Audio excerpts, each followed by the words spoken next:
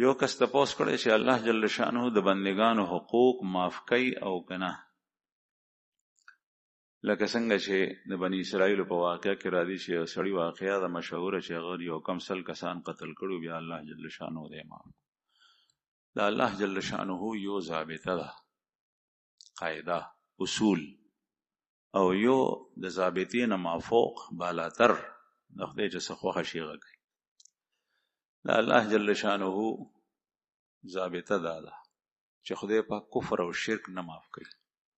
قرآن کریم کې فرمایي ان الله لا يغفر ان يشرك به ويغفر ما دون ذلك لمن يشاء. دویم گناه کبیره ده، گناه کبیره خدای معاف کوي په توبه سره. قانون یې دا دی چې گناه کبیره معاف کول غواړي نو توبه وباسي. خو که الله جل شانه وغواړي د یو کس نه په یو عمل باندې راضي او خوشحال شي او هغه ته بغیر توبې هغه ګناهونه کبیره معاف کړي، نو الله پاک قادر دی هغه کولی شي. دریم صغیره ګناه ده. صغیره ګناه باره کې قاعده د خدای دا ده چې په توبه معاف کیږي او بغیر توبې نه په نیک عمل سره معاف کیږي. په نیک عمل سره لکه یو سړی نه بدنظري وشوه یا لاس غیر محرم سره ولګېدو او دی رالو اودس یې وکړو او مونځ یې وکړو، نو اودس سره هغه ګناه توی شو او مونځ سره هغه ګناه توی شو. قرآن کریم کې الله پاک فرمایي ان الحسنات یذهبن السیئات. نیکی گناهونه بیایي دا بدی وسره ریږي، نو نیکی کول پکار دی، جمع اهتمام پکار دی، مونځ او اودس کول پکار دی چې کوم واړه گناهونه چې هغه دې سره تویږي تا ته پته نه تا نه به ګناه شوي، نو چې کله ته نیکی کوې نو دې سره هغه ختمیږي. دغسې د بنده حق الله جل شانه معاف کولی شي.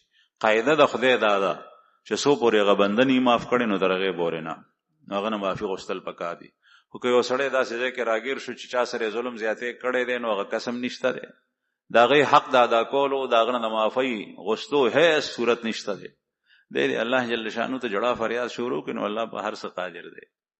ما په یو روایت کې لیدلی چې کوم سړی سره ظلم شوی په دنیا کې، نو هغه خو وایي چې زه یې نه معاف کوم، په آخرت کې به الله جل شانه داسې یو عجیبه ناشنا هدایا تحفه بر ناراضي ابر رواني چې هغې ته به خلک حیران، هر یو وایي چې دا ما زما لاسو ته رالی، لکه څنګه چې یو سړی پورته څه شی ولي هر یو سړی ورپسې منډې وایي، نو دې پسې به خلک زیریږي چې دا زما شي، یو به وایي زما شي، بیا به اعلان وشي چې دا ماڼۍ دا محل یا دا شی به د هغه چای چې د هغه په چا پورې دا حق و هغې سړي حق نه دی ورکړی، نو چې دی ورته حق معاف کړي نو دا به د هغې، نو هغه وایي چې یا الله ما خپل حق معاف کړی خو ما ته یې راکړه.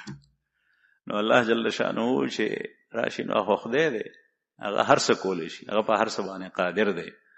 کوشش دا پکار دی چې چا سره زیاتې ونه شي. عام ضابطه دا ده چې هغه بندې اول معاف کوي نو ولې خدای معاف